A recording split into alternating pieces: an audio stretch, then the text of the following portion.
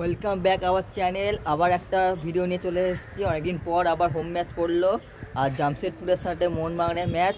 চলো আজ দেখা যাক। জামশেদপুর খুবই ভালো টিম, খেলছে ভালো, খালিদ জামিলের আন্ডারে খুবই ভালো খেলছে এখন। দেখা যাক মোহনবাগান এখন 3-এ আছে, আজকে জিতলে 2-এ যাবে। কাল ইস্টবেঙ্গল যেহেতু হেরে গেছে উড়িষ্যার সাথে, আজকে হয়তো মোহনবাগান জিতলে হয়তো 1 নম্বর যেতে পারতো, কিন্তু উড়িষ্যার পয়েন্ট অনেক বেশি, 35 পয়েন্ট নিয়ে বসে আছে। চলো দেখা যাক কী হয় আজকে রেজাল্ট। আজকে জামশেদপুরকে হারাটাই হবে। জয় মোহনবাগান। চলো দেখা হচ্ছে স্টেডিয়ামে গিয়ে। আপনার কি প্রেডিকশন বলুন? আজকে জিতবই আমরা। জামশেদপুরকে এই পতাকাটা তুলুন, পড়ে যাচ্ছে। জামশেদপুরকে মিনিমাম 3 গোল দিতে হবে, 3-4 গোল না দিলে হয় নাকি? দেখুন কি অবস্থা স্টেডিয়ামের, কোন দিন ভেঙে পড়ে যাবে।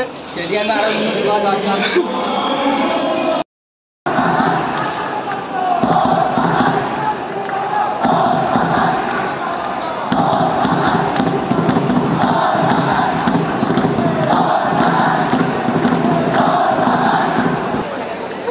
চলে যাচ্ছে।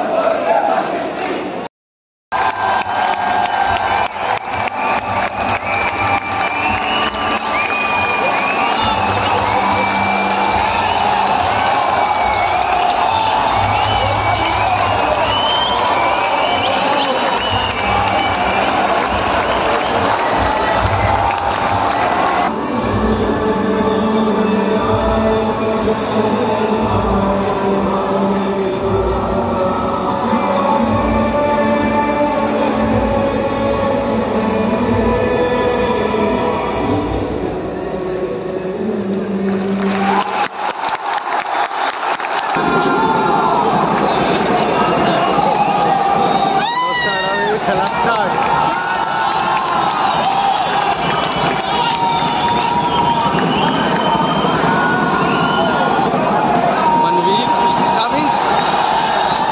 কামিন্সকে ভরসাই করছে না ভাই, ভরসাই করছে না কামিন্সকে।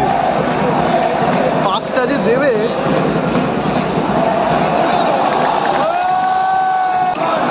ইতরা টস কর্নার কিক নিচ্ছে।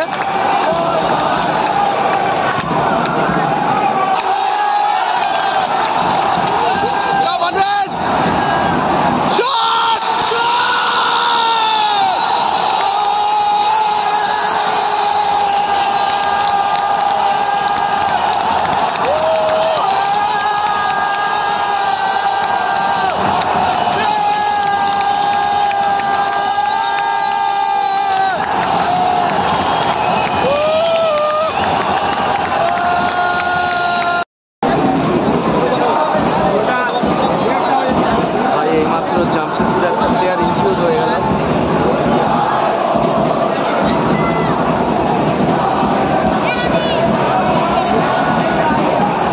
দৌড়া কামিংস।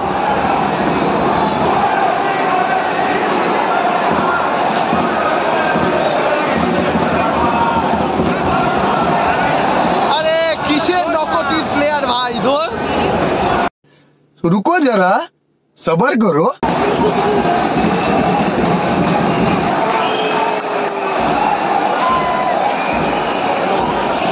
ভাই কামিন্স 86 মিনিটের মাথায় সেকেন্ড গোল করলো।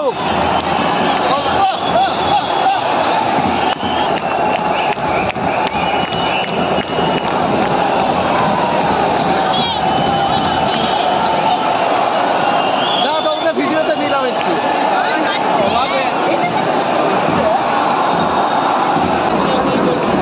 ভাই কামিন্সকে এতক্ষণ ধরে গালাগালি করছিলাম, সেই কামিন্সই সেকেন্ড গোলটা করলো। আশিস রায় আর সাদিকুল আপনি কার সাবস্টিটিউট? কাউকে সাদিকুল কাউকে সাবস্টিটিউট।